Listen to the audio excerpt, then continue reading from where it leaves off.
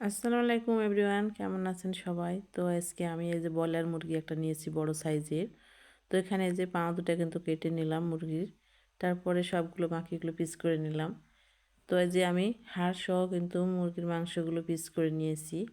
আজকে আমি ব্রয়লার মুরগির মাংস দিয়ে ফ্রাই বানাবো, সেটাই আপনাদেরকে দেখাবো। তো এই যে আমি পিসগুলো কিন্তু পানি দিয়ে ধুয়ে নিচ্ছি ভালোভাবে। তো ফ্রাইয়ের পিসগুলো কিন্তু হাড় সহ নিতে হবে।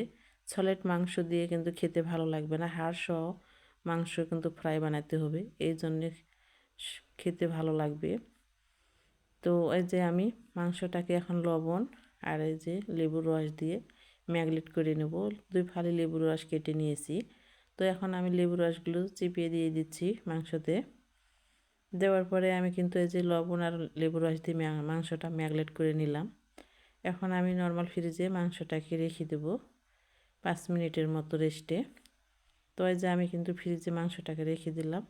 তো এই যে এখন ফ্রিজ থেকে মাংসটা বের করে নিলাম। নেওয়ার পরে এখন মশলা দিয়ে ম্যাগনেট করব। তো এখানে বাটা মশলা, আদা বাটা, লাল মরিচের গুঁড়া, হলুদের গুঁড়া সব কিছু দেওয়ার পরে আমি হাত দিয়ে মাখিয়ে নিচ্ছি মাংসগুলো। তো এই যে আমার হাত দিয়ে কিন্তু মাংসগুলো ম্যাগনেট করা হয়ে গেছে। এখন আমি আটা তৈরি করে নিচ্ছি। মাংসগুলো আটাতে মাখিয়ে কিন্তু ফ্রাই বানাবো, সেজন্য আটাটা তৈরি করে নিচ্ছি। লবণের গুঁড়া, মরিচের গুঁড়া দিয়ে মাখিয়ে নিলাম। এখন আমি মাংসগুলো আটাতে দিয়ে দিচ্ছি। এখন ভালোভাবে আটাতে আমি কিন্তু মাংসগুলো ম্যাগনেট করে নেব। শুকনো আটাতে কিন্তু ম্যাগনেট করা লাগবে মাংসগুলো। তো এই যে সবগুলো মাংস কিন্তু আমি আটাতে মাখিয়ে নিলাম।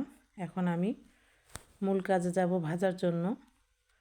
এর জন্য কিন্তু আমি এই যে কড়াইতে তেল গরম করতে দিয়ে দিয়েছি। অলরেডি তেল কিন্তু আমার গরম হয়ে গেছে। এখন আমি তেলে ভাজতে দিয়ে দেবো। তো এই যে আমি তেলে কিন্তু ফ্রাই ছেড়ে দিলাম ভাজার জন্য। এভাবে সবগুলো ফ্রাই কিন্তু আমি তেলে দিয়ে দেবো, ছেড়ে ভাজার জন্য দিয়ে দিলাম।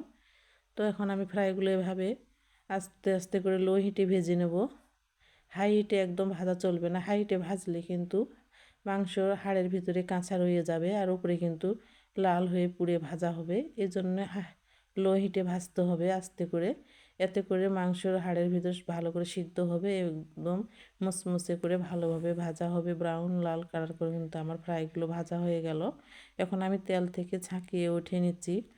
তো এইভাবে আমার বাসার সবারই কিন্তু পছন্দ ফ্রাইগুলো বানিয়ে খাওয়ার জন্য। তো একটা খেলে কিন্তু মন ভরে না, এই জন্য সবার জন্য 2টা করে বানিয়েছি। আমরা কেন বাজারে 70 টাকা পিস দিয়ে ফ্রাই কিনে খাবো, এভাবে বাসায় তৈরি করে খাবো। অনেক সুস্বাদু খেতে বাসার তৈরি। তো আজকে ফ্রাই রেডি।